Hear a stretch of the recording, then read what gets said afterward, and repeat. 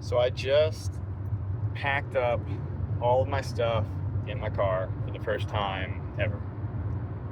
And by that, I mean every time I've moved, I've used my vehicles usually, but I've always moved locally and used like a couple trips. Like filled the car, moved, kind of went back and forth a couple times, had like a day or two to get it all over.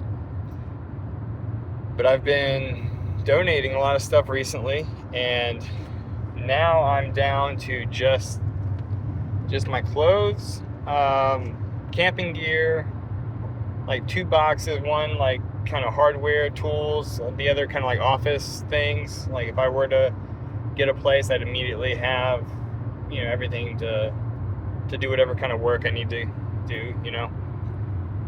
Um, got my kayak. like, um, yeah, I'm actually really, really excited about it. I would say it's van life, but this isn't a van, and there isn't room to really sleep in here. I guess if I was really motivated, but the idea of what I'm about to do is like I'm gonna basically be camping most of the time.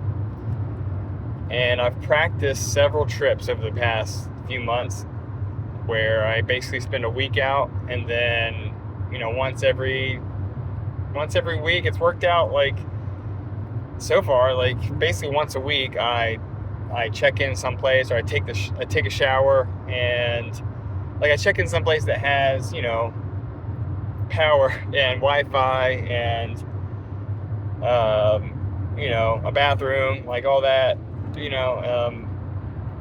whether it's somebody I know or whether it's like a motel. So once a week, doing that to kind of like get washed up, take a shower, change clothes, maybe do some laundry, charge up my computer and my phone. Well, my phone stays charged with the car, but charge things up, and then use Wi-Fi to upload a bunch of photos and videos of where I'm going and stuff. So van life is a very common hashtag. Like I don't know what else to call it, but if you're watching this and you're supportive, like it. I'm not gonna beg, but at the same time, I need a way to support this if I'm not going to be looking for other like more traditional work as I'm doing this. Because I'm not sure if you already know, but I have spent the last 15 years as an engineer. I studied biomedical engineering. I've worked for startups. I ran my own startup for 5 years. I just recently worked for a university as a researcher for 5 years. About 5 years. And when I left them, I had about almost so close to 5 years of retirement saved up. So I'm living off that at least for a few months. So like at least what I'm gonna do is get as much traveling in the next couple of months as I can, and from there, at most, which is kind of the dream, I guess, like if that's the minimum, then like the max would be a sustainable income from people like you subscribing. If you use like Instagram, that's where I post photos mostly. I'm probably posting this on YouTube. I don't know if I make a reel or whatever on Instagram. I generally don't use social media. I think it's so much of a problem that like I can't help myself. Like when you get on the homepage, even if I'm following a few accounts that don't post too much, I still just am bombarded with posts from other accounts, and you can't get away from that. You can't just turn that off, as far as I know. And it's just same thing with YouTube, same thing with all of them. They're just trying to like keep you focused on it, and I have trouble focusing when I get distracted very easily, which it's a gift and a curse.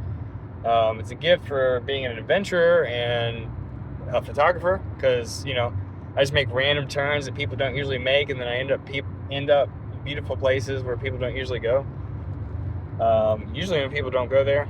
So it's a gift, but at the same time it's a curse, because the moment I get on these social media platforms, even if I'm just posting one thing, like I can't help but scroll. So long story short, I only really have an Instagram, YouTube, and then a LinkedIn.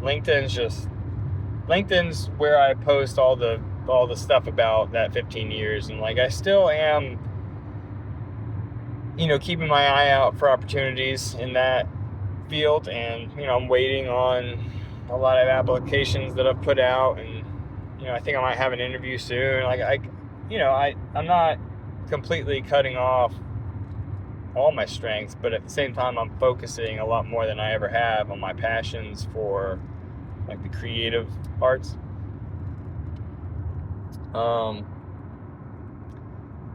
Not so much music these days, even though I have a few drum solos posted and some guitar ideas, I think. But right now it's mainly the photography. Being all packed up into one vehicle. I recently kayaked with my camping gear. So now that I have my camping gear, my kayak, all in my car, with all my clothes, I feel free, like freer than I've felt in a long time. Even though I believe we're all free, freedom just is, we are free. You can go where you want, if you're careful, I guess. I mean, there's limitations, but like there's ways to I don't want to say unshackle yourself, but like there's levels of freedom, and then you can ascend those levels. You can become more or less free depending on, really, like a big part of it is how much stuff you have. So the less stuff you have, the more free you are. Because the moment you have anything, you all of a sudden have to carry it with you.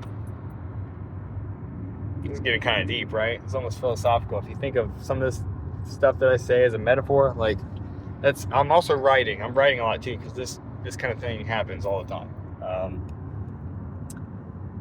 I kind of stumble into ideas on accident, and the best life lessons are metaphors, because you can just describe the real life situation, and people can take it to mean whatever they want. Some of the best artists that I admire most put out words and messages that can be interpreted in many different ways. So that's what I'm trying to do. I'm trying not to be so specific, and I think when I get really specific, I get kind of mean a little bit. Just I don't want to piss anybody off, but at the same time I don't care what other people think. I'm just sharing. That's all. I'm just like, I'm going places, and I want other people to see where I'm going, because I hope that them seeing some of this content could inspire them to go outside more. That's all. If you see this beautiful landscape that I post about, or some trip where you're like, oh wow, that's beautiful, that's so cool, it's like, yeah, do it. Like, do it. Like, you have time off probably. If not, let's get there. Like you will eventually. And there's days where you don't do anything. You could be outside. You could go outside every day. It doesn't matter what job you have. You can go for a walk every day and see some trees, and like, just being surrounded by the color green, just going outside for a little bit, seeing some trees, has this positive effect on our mentality and our psychology. That's on a chemical level. Really, like, oh, this is a brand new bridge. Holy shit. Okay. Yeah, I'm getting distracted again, but basically I'm doing this trip now, locally. I'm going to spend a day or so out, and then I still have an apartment that I'm trying to get rented out, but the first showing's next week, so I'm just going to clean it up basically. And I had, camp in my apartment, for a week or so, until they get it filled, and then,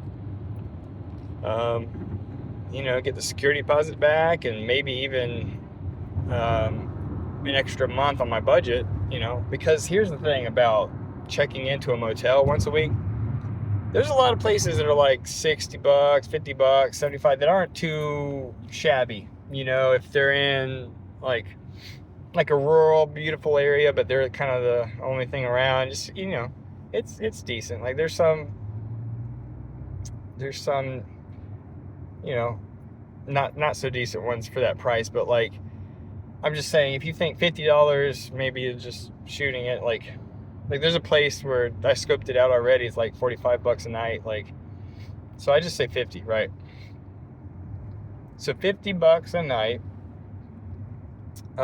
Checking in once a week, so that's $200 a month for essentially what I would call rent. But this is Wi-Fi as well, so you know, it's Wi-Fi, it's water, it's electricity, shelter, obviously. You know, a toilet, maybe laundry. A mattress, right? Okay, so $200 a night, and then I was paying $1,500 for a 2-bedroom. I don't even know what to call it. It feels like an apartment because it's a duplex, you know, so that I have neighbors and I can hear them when they come in. I can hear them vaguely talking, and it's just, I don't know, it kind of drives me crazy a little bit. But $1,500 for a 2-bedroom, and then when I was downtown with like this 1-bedroom overlooking the river and a marina and all this kind of fancy shit, that was like $1,600 for a studio. So I already know like $200 a month, and I get to camp 6 days a week, which I was trying to get out of town as often as I could. Every time I had any kind of vacation, I would go on a camping trip. I'm living in downtown Wilmington. Like I tried, but I'm also very conscious of like what kind of person I am, and I'm not a city person. I can blend in anywhere, and I can make friends anywhere. I usually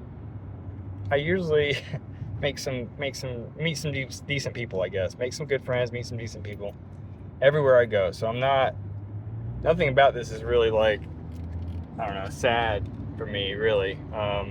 I'm excited about moving on and seeing new places because there's new people, so I get to meet new people.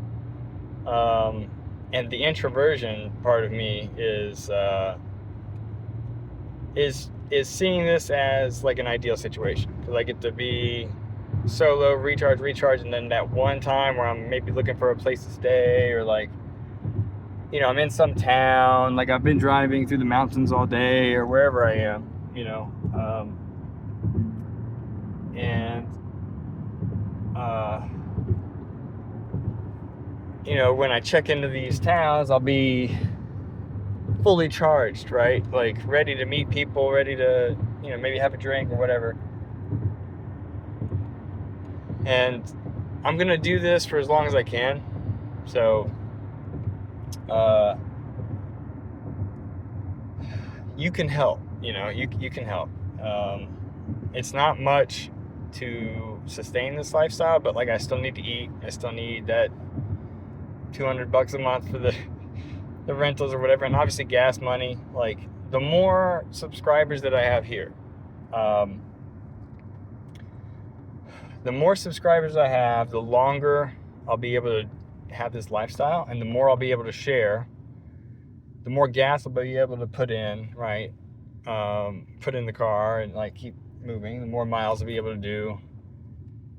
And then, you know, the more I struggle, it's the more I have to camp and save on my phone battery and my data plan, and, you know, all this kind of stuff. So, you know, I don't like begging. That's why I don't consider myself homeless, because the word homeless, when you think of like a homeless person, I don't know, maybe it's just me, but I think a lot of people would imagine somebody like on the street, like begging for money. So like, I'm not a beggar, but at the same time, I like to share this stuff, and I believe there is a cause here that maybe other people might be behind, and it's very easy to support the cause, you know. Just like this video, subscribe to this channel, maybe look me up on Instagram, for the photography side. Share this with your friends. That would help. That's all you have to do. It's very simple, and like, I might consider a Patreon or something at some point. But the moment you have like these websites for paying, like if people were to pay for your photography or like the Patreon thing, it's like it's just another platform that I have to manage. It doesn't sound crazy, but like right now I really just don't want to deal with that. But like if I get plenty of subscribers and I can tell that, I can exponentially increase the amount of time I'm able to do this and the miles I'm able to travel, and I don't know, maybe put some new wheels on this thing, because this needs work. The last trip I went on, the starter went out, so that was immediately $500 out of the out of the fund. So every little bit counts. So just like, subscribe. Yeah, I appreciate you. If you're a viewer, I appreciate you. I don't really read comments. I don't have notifications on for YouTube, Instagram either. I just have to, it's whenever I go in, I could like get into it, all that. But like, again, I try to spend as little time on here as possible. I'm just getting online to upload things.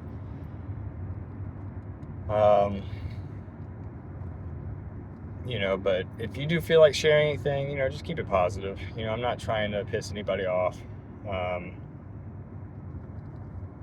And this isn't about anybody. It's not selfish either, but it's my journey, and I'm sharing it with you, and hoping that I inspire people to go outside more and maybe travel as much as they can, see new places, meet new people. Never feel stuck, because you are free. You are free. There's just different levels to freedom that you can rise through. There's different levels of freedom that you can have. And again, if there's any point to this video, it's that you are more free when you have less things.